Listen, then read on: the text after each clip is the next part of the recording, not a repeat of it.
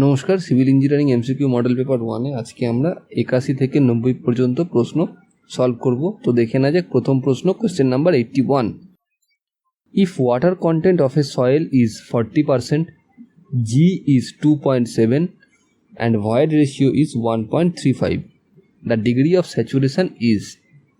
প্রথমে অপশান দেখে নিই। Option A 70%, option B 75%, option C 80%, option D 85%।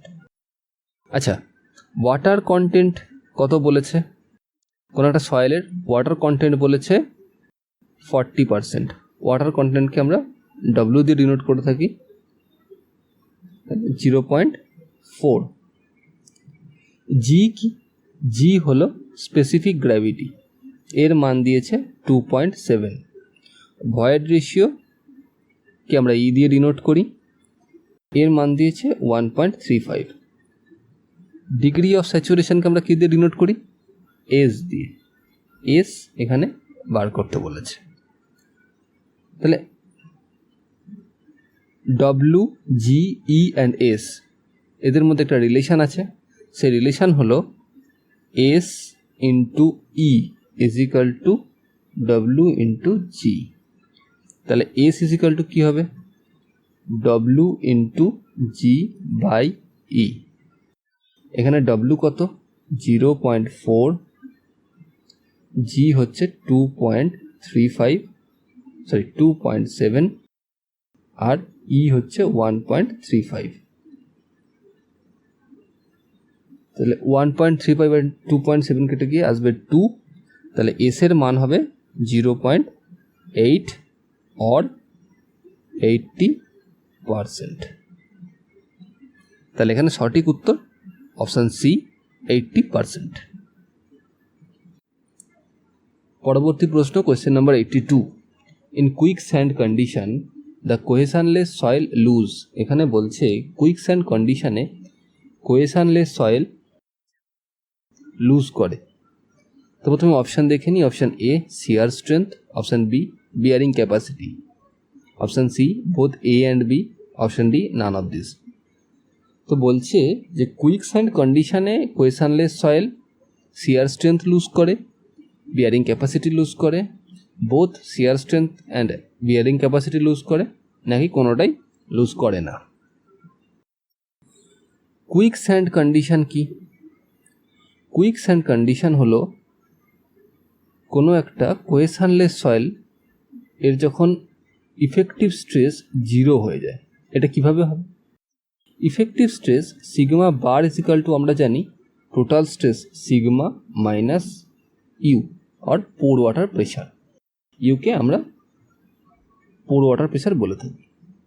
তো যখন পোর ওয়াটার প্রেশার টোটাল স্ট্রেসের সঙ্গে সমান হয়ে যায় তখন ইফেক্টিভ স্ট্রেস 0 হয়ে যায়। কোহেশনলেস সয়েলে এই কন্ডিশনকে বলা হয় quick sand condition.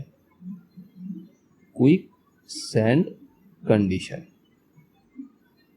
Quick sand কন্ডিশনে কোহেশনলেস সয়েল তার শিয়ার স্ট্রেংথ হারিয়ে ফেলে। শিয়ার স্ট্রেংথ হারিয়ে ফেলে মানে কোহেশনলেস সয়েলের শিয়ার স্ট্রেংথ 0 হয়ে যায়। ইফেক্টিভ স্ট্রেস 0 হয়ে গেলে কোহেশনলেস সয়েলের ক্ষেত্রে শিয়ার স্ট্রেংথ 0 হয়ে যায়। শিয়ার স্ট্রেংথ 0 হওয়ার ফলে বিয়ারিং ক্যাপাসিটিও 0 হয়ে যায়। বিয়ারিং ক্যাপাসিটিও 0 হয়ে যায়। তাহলে কুইক স্যান্ড কন্ডিশনে cohesionless soil both shear strength and bearing capacity loose করে। তাহলে এখানে option C is correct, both A and B. আচ্ছা, কুইক স্যান্ড কন্ডিশন কোহেশনলেস সয়েলের ক্ষেত্রেই কেন হয়? কোহেসিভ সয়েলের ক্ষেত্রে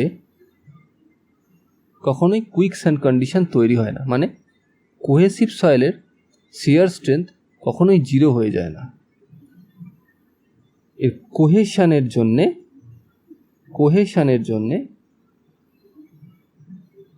কোহেসিভ সয়েলের শিয়ার স্ট্রেংথ কখনো 0 হয়ে যায় না। নেক্সট প্রশ্ন, question number 83। Chemical weathering of soil is caused due to. এখানে বলছে সয়েলের কেমিক্যাল ওয়েদারিং কী কী কারণের জন্য হয়ে থাকে। তো প্রথমে অপশান দেখে নিই। Option A oxidation, option B carbonation, option C hydration, option D all of the above. Chemical weathering, oxidation, carbonation and hydration, এই তিনটের কারণেই হয়ে থাকে। তাহলে এখানে সঠিক উত্তর option D all of the above. Next প্রশ্ন, question number 84, crushing strength of a good building stone should be more than. এখানে বলছে একটা গুড বিল্ডিং স্টোনের ক্ষেত্রে সেই স্টোনের ক্রাশিং স্ট্রেংথ মিনিমাম কত হওয়া উচিত। তো প্রথমে অপশান দেখেন। Option A 50 megapascal, option B 100 megapascal, option C 150 megapascal, option D 20 megapascal. Crushing strength কি? ধরা যাক এটা একটা বিল্ডিং স্টোন, এর মধ্যে আমরা লোড দিচ্ছি। প্রথমে 10 মেগাপাস্কাল দিলাম, তারপরে 20 মেগাপাস্কাল দিলাম। তো 10-20 মেগাপাস্কাল এই পাথরটা সহ্য করে দিল। এরপর 100 মেগাপাস্কাল দেওয়া হলো, তাও এটা পাথরটা সহ্য করে দিল, মানে এটা কোনো রকম ব্রেকেজ বা ক্র্যাক দেখা দিল না। কিন্তু যখনই 200 মেগাপাস্কাল দেওয়া হলো,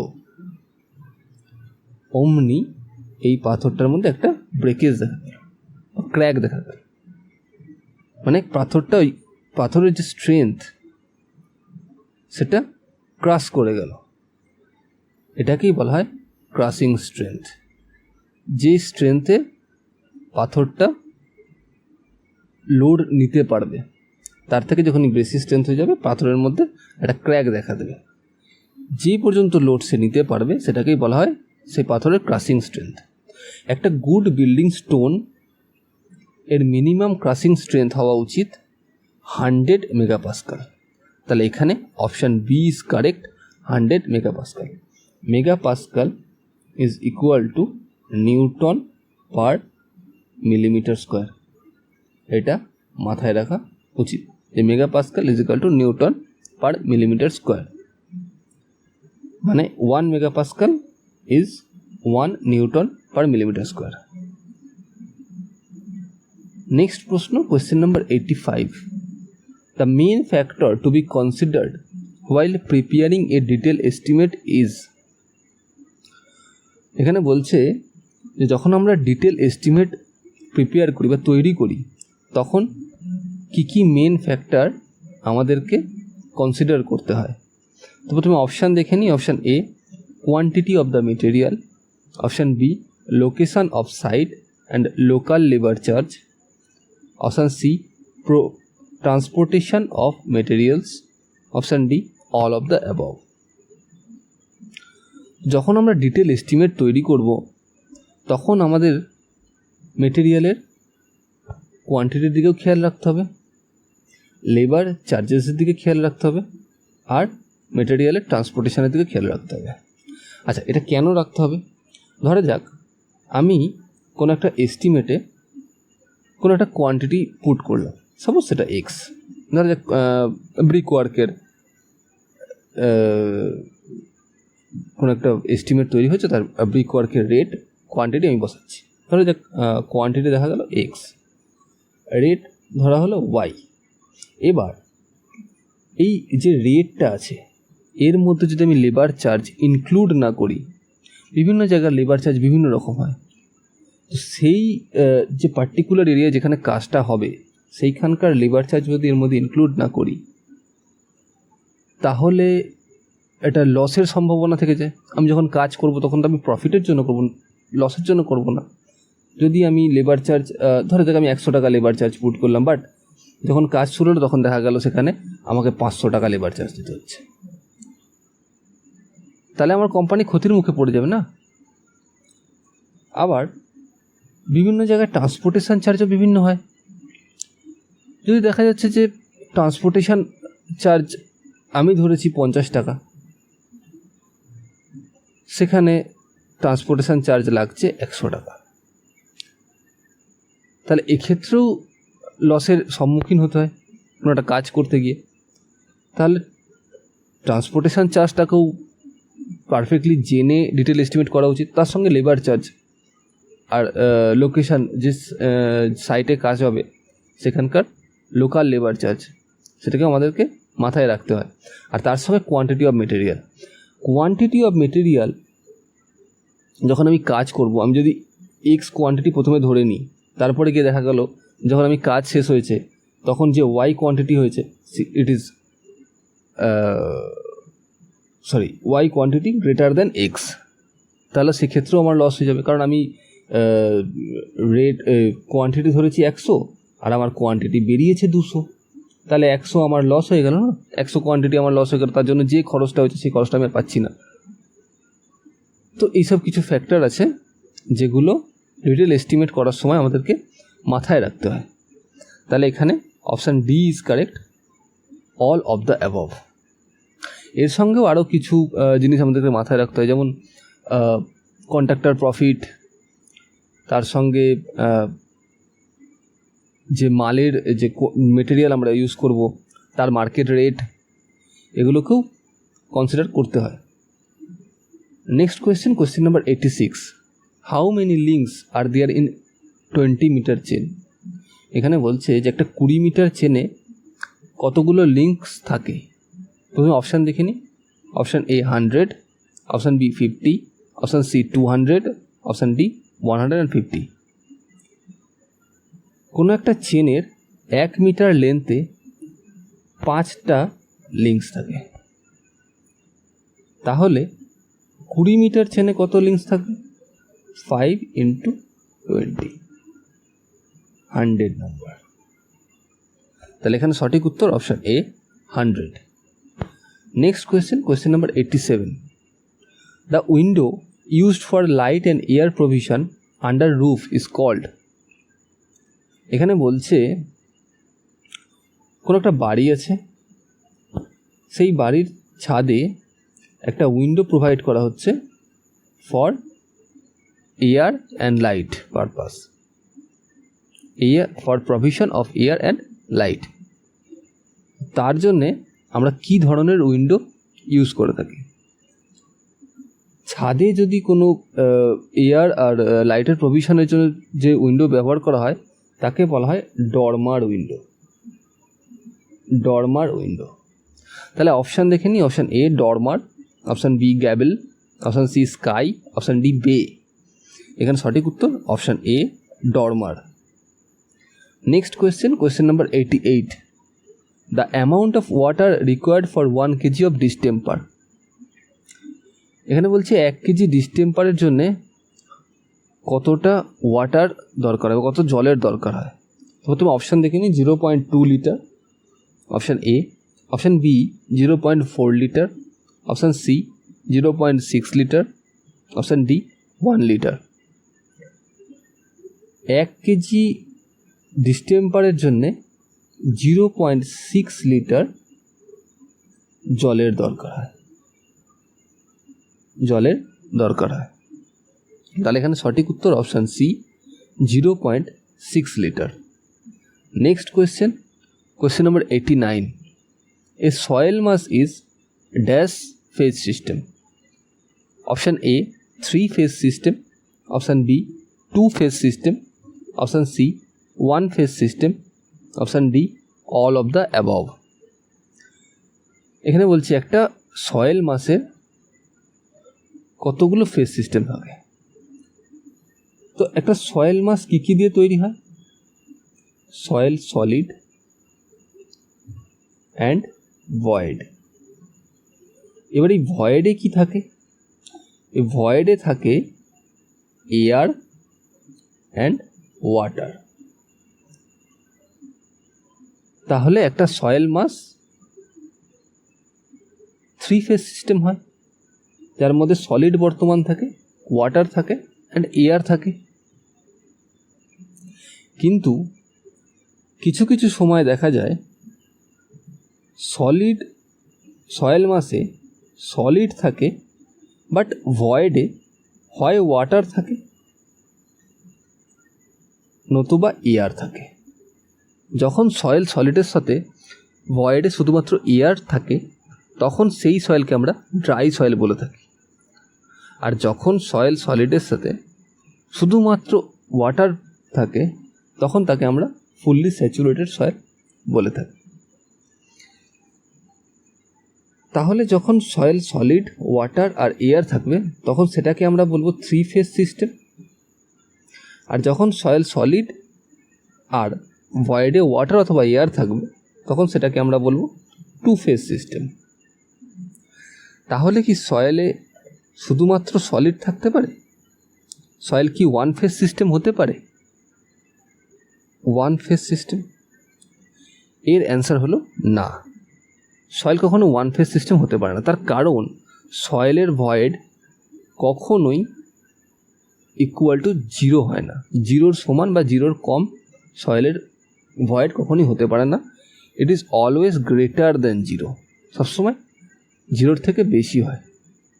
তো সেই কারণে সয়েল 1 ফেজ সিস্টেমে থাকতে পারে না। তাহলে অপশান সি বাদ হয়ে গেল, অপশান ডিও বাদ হয়ে গেল। এবার অপশান এ অথবা অপশান বি এর মধ্যে যে কোনো একটা হবে। এখানে শুধুমাত্র সয়েল মাস বলেছে, তাহলে সেই ক্ষেত্রে আমাদেরকে ধরে নিতে হবে এটা ময়েস্ট সয়েল বলেছে, যেখানে সয়েল মাসে সয়েল সলিড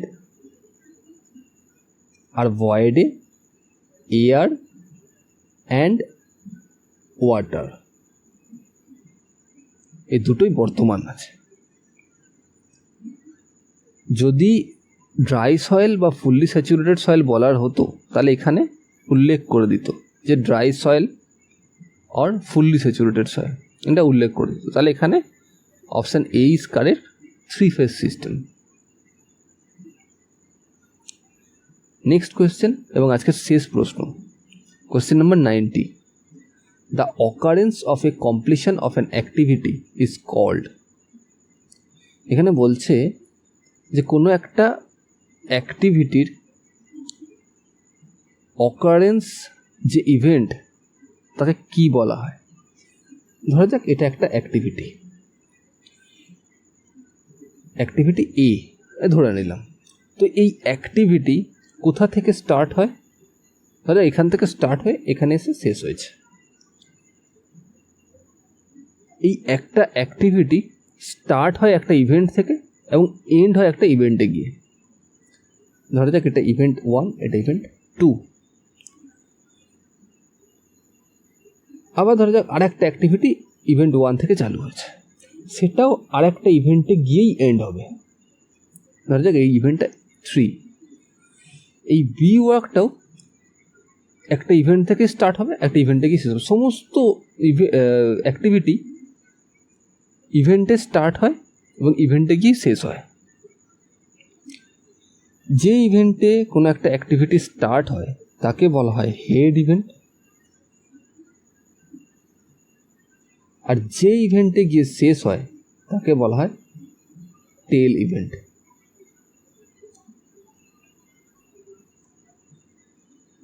তাহলে এখানে অপশান দেখে নিই।